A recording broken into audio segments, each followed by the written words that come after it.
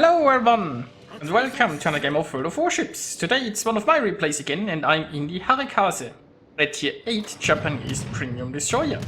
I'm on the map Northern Lights, and unfortunately it's a standard battle. It's a pure Tier 8 one, there is only one reader. But you know there's a carrier, and that carrier is a bit of a nuisance right now, so I've decided to smoke up here and disappear. And you know, so far I've been unharmed. I've shot down a few planes, although those were just like, you know, the fighter planes that he left there to keep me spotted. I'm also divisioned with Sea-Files and Viper Socks, and they are both in cruisers. Oh, hello torpedoes. That would have been awkward if I'd taken that into the nose, wouldn't it? Now, of course, it's a standard battle. If this was a domination game, then I could now try to take this cap circle here, but in a standard battle, there is no such thing. Which is a bit sad. So what am I going to do, right? I can't push through this gap here to the other side of the map. That's way too risky. Especially if I can... Oh, I found a destroyer. So, yeah, I mean, he's detecting me here too. Should I use my guns here? I don't have a smoke screen to disappear, so I'm gonna go speed boost. And I'm already in concealment because it turned away, so... Oh, there is radar. Well, I guess I should be able to shoot. I could shoot now. Probably should shoot now. Thing is, yes, I'm under fire by 4 enemy ships. But I could have gotten, I think, at least 1 or 2 salvos out without being detected any longer than necessary. The thing is, obviously, when you shoot, right, you're detected for, like, your concealment increases for 20 seconds. And if you can, like, make it out of the radar in 10 seconds, then if you shoot, just prolonging the time that you're detected. I feel like I could have gotten a salvo in there, but anyway. As I was saying, right, I can't be aggressive here. I mean, I'd be running into this destroyer, or I might be hit by the carrier if I'm trapped on the other side of the map. That will be very good. And there are no objectives to fight over, so I'm just probably setting circles. You also have to be careful with the Baltimore. Now the radar is on cooldown. If this was domination game, then this would be the opportunity to sail in there and take the cap, but, you know. Anyway, I gotten 1 hit into the Vladivostok, which is rather lovely. We have 2 destroyers on the other flank. They are a little bit together there, but then, like, this map in a standard battle isn't that great for spotting, I guess, for the destroyers. And, well, Yara is spotting me again. But, you know, he has decided to go away and once more in peace. So as I was saying, right, basically those small channels here through the map, you have limited visibility, and if a radar lies for you in wait, then you can get trapped in there, so you don't want to push too far through those. And the only really wide open area where you can do a lot of scouting without running into too much trouble is like in the 1-2-3 line. So otherwise, as a destroyer, you are usually sticking to your side of the map and just sailing through here, basically hoping that something pushes close enough that you can torpedo them. Now, the enemy Kagero for some reason has pushed through, and this Kagero is basically demonstrating for us why you don't do that. Because you know that Kagero has no way out, it has been spotted, and now it's getting found. So exactly. So yeah, while I do enjoy this map in domination game mode, it's pretty painful in a standard battle this way, because, you know, there is just no real area for your destroyer to really do an awful lot. But anyway, I'm going to turn around. The thing is, right, as I said before, we have 2 destroyers already on this other flank, right? We don't need all 3 destroyers in one place. Now you could argue something about the, well, you go 9-10 line. I mean, 10 line offers you a little bit of visibility, and you could try to stop a push through, but you know, it's like going 9-10 line is usually a losing play, let's put it like this, because it takes too long to push through, and if you yourself don't send ships there, then the enemy has nothing to shoot. So if the enemy sends ships there, they'll do nothing, and if you push all the way around, then you usually aren't really creating that much of a crossfire, but you find yourself being found by the entire enemy team because nothing has happened so far. Because it's a standard battle, and everybody's just going to sit in the back. Now, I'm getting raided again, but I'm almost outside of the radar, and I have torps going towards Baltimore. Now, the Baltimore pushing in is probably the best thing that could have happened to me, because I guess the Baltimore just was impatient, and I can understand it, right? We are like 6.5 minutes into this game, and not much has happened. It probably didn't have many shots here. Baltimore was like, screw this, I'm moving forward, and of course now the Baltimore is without a cover in front of our team's guns, and that's probably, hopefully, a Baltimore getting farmed, especially since he is actually turning towards us again and not running away. So I'll smoke up here and I will land my guns to this. This Baltimore just, it has to sink before Raider gets ready again. That's basically my idea here. And you know, I mean, Harekaze gunpower is quite reasonable. Got the lovely fire going there, and I mean, I'm not the only one shooting, right? There's North Carolina helping. And goodbye, Baltimore. So, I mean, overall, we are still pretty even, team-wise. And as, like, interestingly enough, the enemy team is actually rather aggressive here on the left side. And it's not just a few ships, it's like, it's a massive fleet that might push our flank here. So we have to keep an eye on that. Now, of course, we have our 2 destroyers in position, so if the enemy pushes around here, they might be running into torpedoes. They have to fight off a carrier though, so there is that. But there are some interesting developments.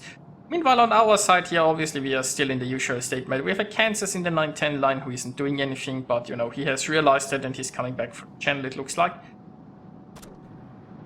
And you know, if the Vladivostok and the Monarch are very close, then maybe I can get some... Oh yeah, the Vladivostok is sitting here on the other side. Now, if I just sail through this channel, I'll get detected. I don't want that. If I go around as much as I can, I should be outside of the Vladivostok's detection. Then I can sneak a little bit over there and torpedo those guys. So with so much of the enemy fleet pushing like the 1, 2, 3 line, I'm rather confident in a slight peek around here and torpedoing those battleships. Now our carrier is also getting in on the fun, dropping on the Vladivostok. Now I don't know where the Öland is.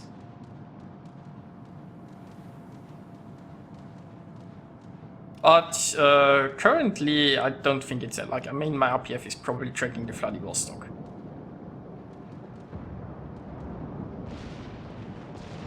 And what's even better is, right, both of those battleships are pretty close together. I mean, they don't have much room to maneuver because there's an island in front of them. It looks like that Monarch might be stopping and reversing. The Vladivostok is, I think, going... Oh, wait, is he actually push... Oh, I only have... Well, I have a smoke in 23 seconds right now. But that was not the plan. So I'm slowing here because I'm like, I wanna reverse a little bit with speed boost, hopefully. I need to survive 10 more seconds to a smoke. Okay, so the Vladivostok beached itself there. And I got some torpedoes into the Monarch, but not quite enough, although the Monarch seems to be flooding, so, you know, maybe it is enough. Would shoot the Monarch, but, you know, turns out there was no need. Okay, so now I can sit in my smoke and farm the Vladivostok a little bit.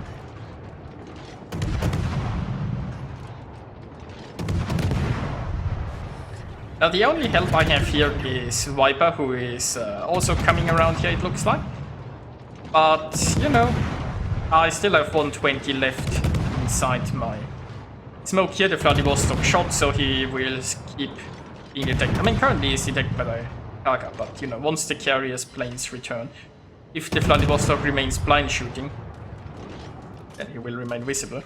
Or, you know, meanwhile, even Viper has arrived and should be dead. Now, also, my RPF is pointing towards, well, the other way. And that Vladivostok wasn't that far away, so there is something like around 6 kilometers or less around here.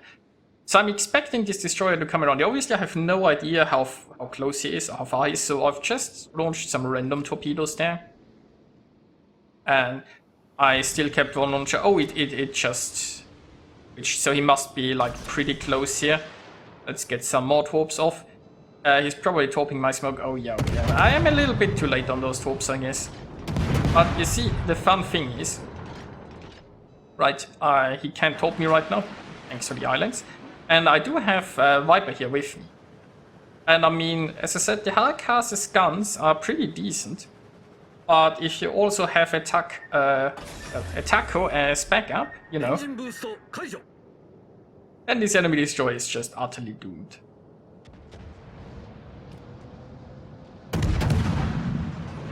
Also, I mean, his torps have been launched. Yeah, you saw what Viper did to this guy.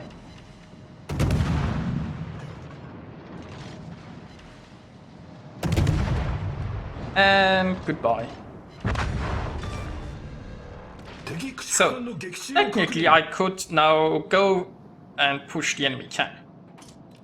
The main issue with this is obviously the carrier. If it takes a long time to take the home base in a standard battle, and a lot longer than a smoke screen. So you go in there, carrier comes, you smoke up, smoke disappears, carrier is still there, you get hunted down, you're sad and you did nothing.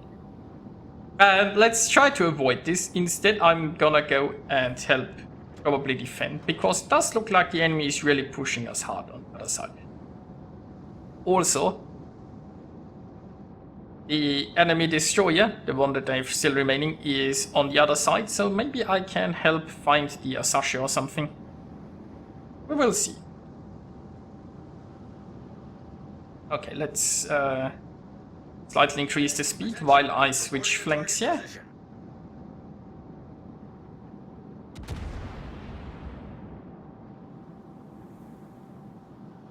And it looks like some enemy ships are actually already in retreat again. Like, the enemy team would need the Richelieu and the Marquis to be a bit more aggressive to support those guys, right? Now they've lost the Otago, the Massachusetts is already running away. Sure where the Amalfi is. So the Marquis and the Richelieu really dropped the ball with the enemy push. If they would have been right in the 4-5 line, like I don't know, let's say C4 or so, if the enemy battleships would have been there, then they could have like protected their ships a little bit, and they could have put a lot more pressure on us, and they could have made a probably successful push. But you know, it's nice if the enemy makes mistakes, isn't it? So got some torpedoes going towards the Amalfi there. And RPF just switched. I'm going to try to look for the Asashi. Now the Asashi has great concealment, same as I do. But you know, an Asashi can't torpedo me, which makes this rather nice, and I definitely have to better gunpower. Of course, it remains to be seen who has the better support with other ships shooting the destroyer. But we have 3 battleships here, and those 3 battleships are probably being hunted by an Asashi. And hey, look at them! I got the Amalfi. Now, there is the Asashi. So, I mean, the Asashi itself doesn't really have much hope of winning against me here, but it really depends on his help, right? And his help currently missed. Now, the Asashi deployed a smoke screen to disappear. And thankfully it got me undetected. Now thing is, as I said, Asashi can't talk me, so I can't just sail into this smoke and there's nothing he can do. Also, I'm on 4 kills already. I'm using the legendary captain here, currently. Which means if I were to sink the Asashi, I would even get a hit. So, because I would unleash a Kraken. So that's nice. And that means it's not that big of a deal if I lose a bit more hit points there. Of course, I need to sink the Asashi before like the Richelieu and the Marquis sink me, and I'm slightly afraid of those enemy battleships, and I'm not quite confident in the help from the friendlies that I get. So I got some torps off against the Richelieu.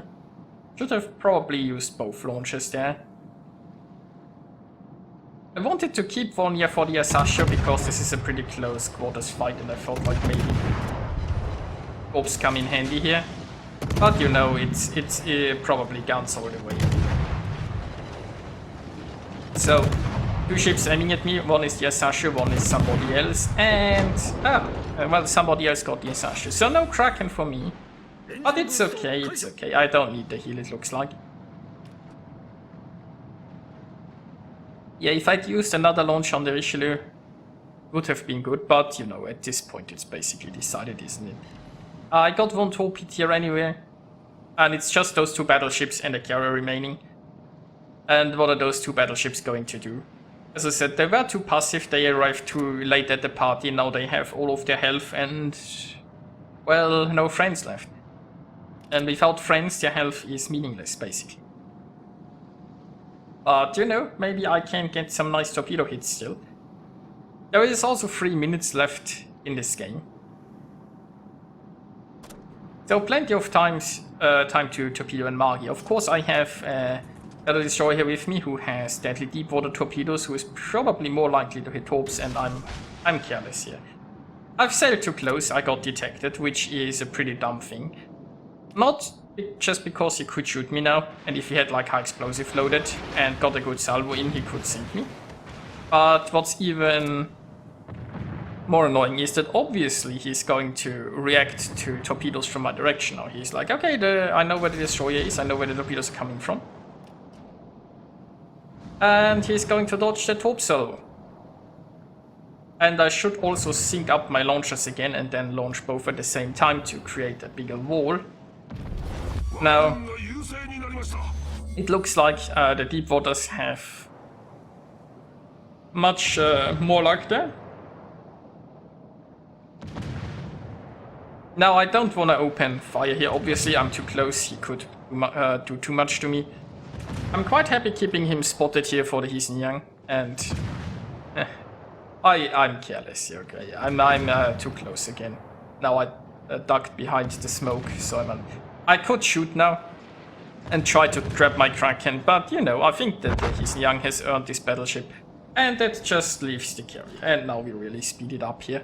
Because, you know, I mean, it's also 1.5 minutes left. And interestingly enough, myself and Viper, we're both at 4 kills, but nobody got the Kraken. Viper is pretty close to the carrier, but there is just not enough time left, I think, to sink it. So, yeah. But hey, pretty decent game.